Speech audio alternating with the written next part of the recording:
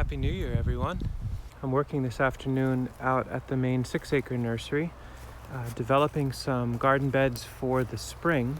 And I thought I'd like to share some notes that here we are in the middle of the winter, but because we're getting this random thaw, it's an opportunity to move forward on garden development. So for those of you that are also experiencing a little bit of a thaw here, I just want to suggest some ideas that can get you much further ahead for your spring gardening plans while you're still in the winter.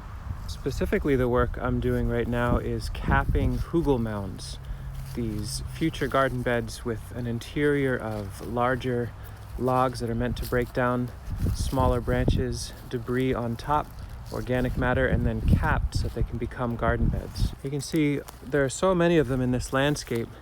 I lean into this design or management technique quite a bit, but they're all at various stages. Here's one that I've been adding to for about 3 or 4 years. It's a big horseshoe-shaped bed, and right now it's not actually going to be productive for me yet. There's not enough suppression of the shrubs and vines and thorny things that are coming through. There's not enough soil on top. Likewise, all these rough sketches not too far away, they're going to be incredibly valuable and productive soon enough, but they aren't just yet. And so I'm using this time to cap some of those beds with a finer, more rich organic matter to make it possible to start gardening them in the spring. The beds right in front of us, I capped with material from leaf bags. Happen to be lots of pine needles and random vegetation. I'm not too picky about it. Basically what I want though is just fine organic matter that can lay on top of these beds, insulate them for the winter, and help to preserve moisture and warmth and accelerate decomposition so they're much more ready in the spring. Sometimes what I'll do is as I dump leaf bags or I put mulch on top, I make sure I walk back and forth so that some of the branches that are in there start to break more and more. The goal is to have things break down and have ever-increasing amounts of contact between the bits that are in there. The old logs, the lumps of soil, the old leaves, the branches and the like. Every time I step on them and I hear a crunch, I know it's moving closer and closer to being a raised bed for gardening this spring.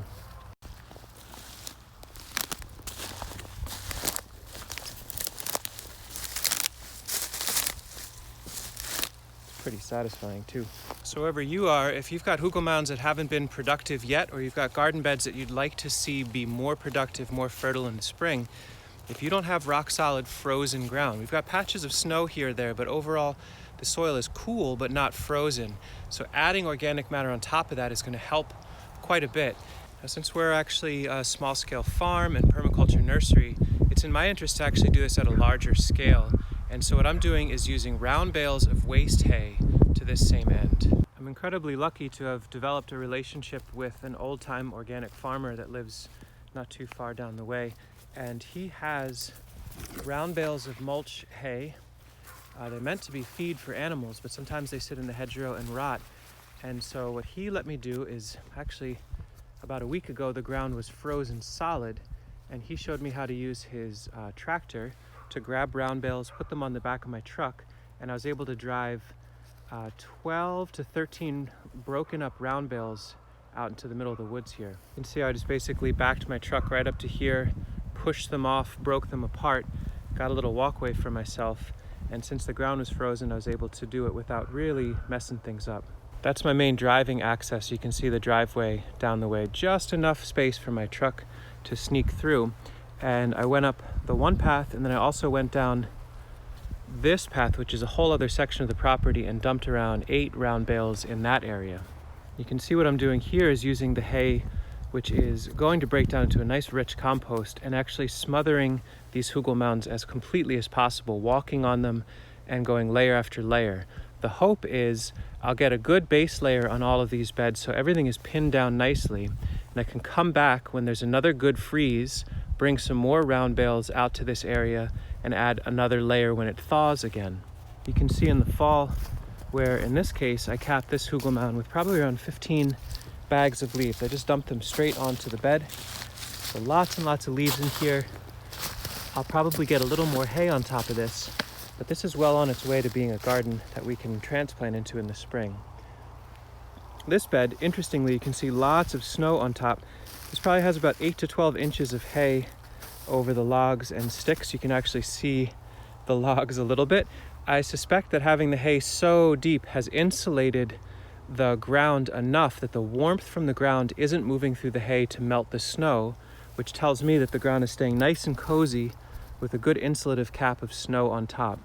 And when that melts, the nutrients that are in the hay will leach directly onto the logs and sticks right in that area where I want them. So this will be a great bed in the spring. And here you can see a Hugelmound quite far along, both a combination of leaf bags being dumped and the loose hay, as well as using the shovel and whatever free time we have to sketch yet another small pond in the landscape. Every shovelful of topsoil that comes out can be thrown on a Hugelmound that is right nearby. The ultimate goal here is to have a nice layer of soil, good finished compost right on top. More Hugels that are a mix of hay and leaves. Here's one that I just capped in hay that as I was digging the large pond right in that area, each wheelbarrow load of soil was getting dumped nearby. So these are actually capped on the edges with actual soil. That's seeded out to red Russian kale. It's a little miserable during the winter, but it might pop back in the spring. And here's a bed that's entirely soil, so that's definitely fully up to speed with production. Next year it can go in a lot of different directions already. Sometimes I use the analogy of considering building garden beds, making layout in a landscape a little bit like fine art or sculpture.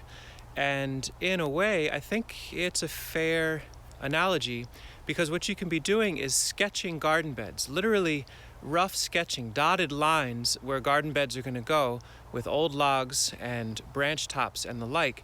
And then, like in a drawing or a painting, you lay down another line, you make it stronger and stronger, and eventually it evolves into the full form of what you're going for. And so there's some encouragement there around not needing to get the beds exactly right out of the gate. You can sketch them and reinforce the sketch as time allows. I'm going to get back to it because there's a fair bit more to do before the sun starts to fade in only an hour or two. My goal would be to hopefully get all of this material moved, capped on these beds, starting to decompose where it is most useful, trying to get as many spots in this landscape primed so that come spring, when things get super busy and I am scrambling to look for places to plant things, I've got beds that are much, much further along. Hopefully, if you're in a place that gets pretty cold in the winter and you enjoy gardening, that you're finding ways to chip away at supporting your future goals while you've got little breaks here or there. Maybe you're in a place that gets so cold that it's just 2 to 3 feet of snow and it never gets above freezing until spring. I hope you don't live there. That sounds rough. But if you're in a place like ours where it freezes, it thaws, it freezes, it thaws, you can find those little nooks and crannies in that time and in that weather to get a lot done and make your life easier in the spring. Thanks for watching.